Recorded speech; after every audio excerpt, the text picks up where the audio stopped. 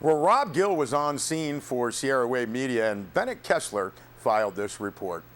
The Los Angeles Times wrote that the 100 Mule March from the Owens Valley to LA is designed to, quote, heighten the appreciation of the Los Angeles Aqueduct on its 100th anniversary, end quote.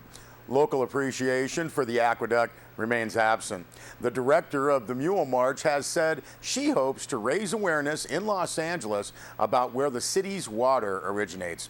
Lauren Bond of Metabolic Studio in Lone Pine and LA, and a trustee of the Annenberg Foundation, organized the Mule March and described what she does as performative action and follow through after the action with years of community engagement.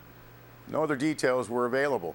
DWP described the event as, quote, an artist's action to connect Los Angeles with its water source, end quote.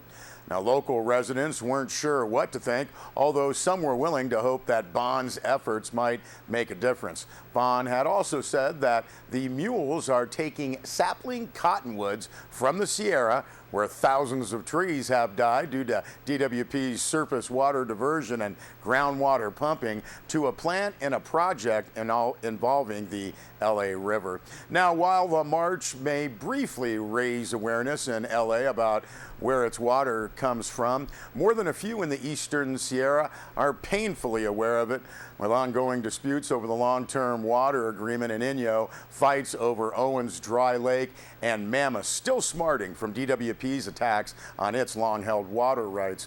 But appearances were the thing at the Friday launch of the Mule event at the Aqueduct Intake.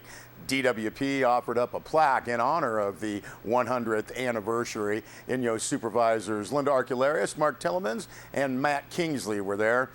Bond posed for photos with DWP manager Jim Yanata, and she led off the month-long procession on a mule. Now, the Rosers McGee Creek Pack Station out of Mammoth Lakes organized the mule part of the event, which was no small matter.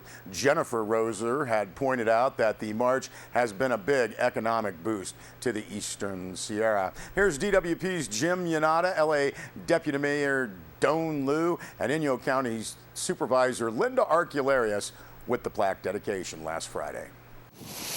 Good morning, everybody, and welcome to this wonderful event. I'm just amazed to see how many people showed up here, which is great. But 100 years ago, actually, the lives of Southern California were changed. We were able to engineer this wonderful feat, taking water from the Eastern Sierra to help a building city, the second largest city in the United States, 4 million people. But also, you look at, Inyo County, Mono County is actually a big part of this. And what's great about the aqueduct system, we're working very closely with Inyo County, with Mono County, to make sure that we could preserve the wonderful area here, the environment. This has essentially been unchanged over the last 100 years. So people can come here and enjoy the Owens Valley. LA will be able to get some of its water, but still have water for the Owens Valley. So it was a remarkable feat, and I'm looking for the next 100 years of the city of Los Angeles, Owens Valley, Inyo County, Mono County working together hand in hand. Linda? You want first? Either way. Thanks. Hi, I'm Doan Liu, Deputy Mayor for the City of Los Angeles. I come here to bring greetings from not only the City of Los Angeles, but our new Mayor Eric Garcetti. I think the most important thing I can say is thank you, and there's so many things to be thankful for. I could go on forever, but the significance of this is not lost on me, my colleagues here from the City of Los Angeles and DWP, but to everyone here who can share this with us, thank you very much. Well, thank you all for coming, and it's amazing to think that 100 years ago, those pioneers stood here and started what was, at that time, probably a vision that no one could really encapsulate of what it would mean. I echo Jim's remarks that I hope the next 100 years can really be a time of partnership, and that we can continue to provide the City of Los Angeles with a reliable water source while still protecting the environment of the Owens Valley. Those are lofty goals, but I think there's committed people to achieve them. So I look forward to this. It looks pretty amazing under here. And thanks for all for coming on this gorgeous fall day. Okay. So I think we're ready. You're ready? You wanna stand in the middle, or? Yeah. That's a good idea. Watch out for the rock. Here, I'll take this. Awesome, thank you. Oh, can we have you? I'll go over here first.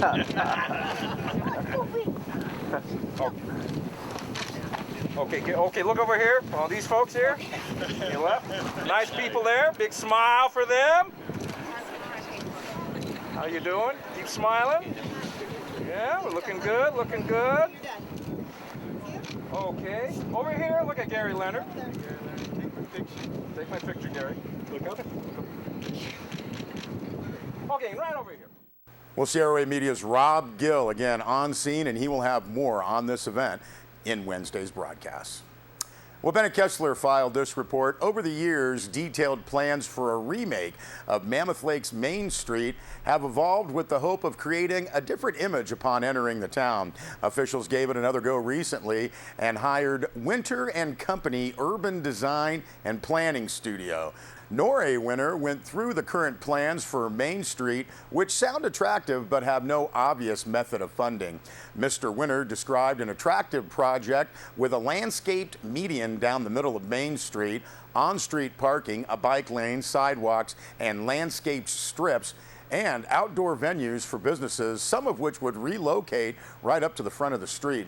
The total projected cost is just over $18 million. Mr. Winter did propose phases of development, which would start with obtaining Caltrans rights of way, the landscaped median, new asphalt and traffic signals at a projected cost of $2.3 million.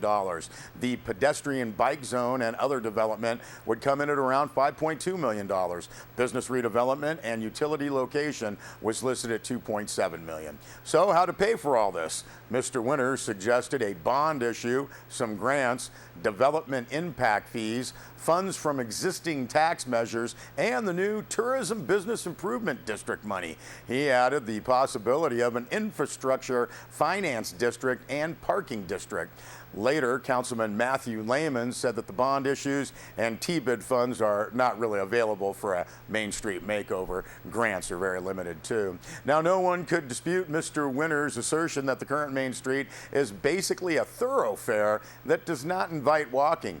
He said parking is in front of buildings and you don't see businesses from Main Street. He said the goals of a makeover would be to, quote, create a greater sense of identity, end quote. Winter said when people arrive in Mammoth, quote, there is not a lot of there, end quote. Winter said there are businesses who say they will never relocate their stores closer to Main Street. Some say they will and others say they might. The recession and available financing is a big factor. Winter said that redevelopment opportunities are not that good due to just coming out of a recession, but he did say that the residential sales in Mammoth are better, and so is commercial occupancy in town. And another issue is snow. He said that early on, a snow management district must be formed to haul the snow out of Main Street. The draft plan paints a picture of a far more attractive Main Street with more landscaping, more ways to park and walk around or bike around. Mr. Winter said zoning code changes could help encourage developers and retail can be mixed with commercial. Now, for the next 30 days, the public is invited to comment on the draft Main Street plan, which is available on the town's website. Comment forms are also available on that website. Well, Bennett Kessler also filed this story. When the Mammoth Town Council met last Wednesday night, the future of the iconic landmark, the Green Church, came up.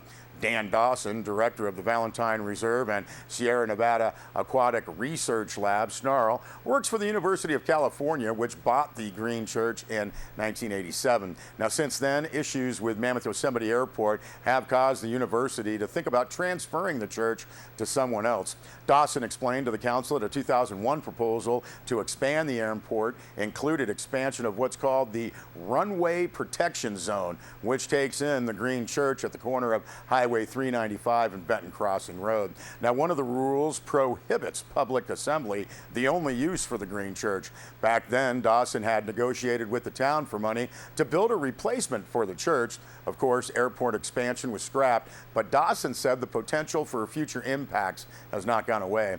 Dawson pointed to the future possibility that Mammoth Airport might be reclassified, and then the same problem would exist for the Green Church and the town. Dawson said he has designed a new lecture hall and classroom for the main campus and has funding lined up for the $1.5 million project, which will also be open for public use. However, Dawson said that the lessor for the Green Church, the Los Angeles Department of Water and Power, has said the university needs to figure out the disposition of the Green Church before moving ahead with the project. Dawson said the town has 2 DWP leases in the Whitmore area and could easily make the church part of that. He said, quote, "I'm trying to sell you a used car. The town could buy the building at a token cost and solve my problem," end quote.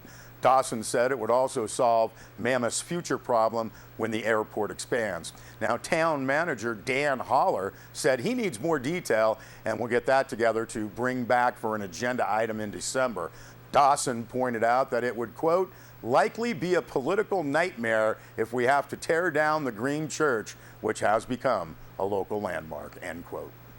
We'll be back with more news.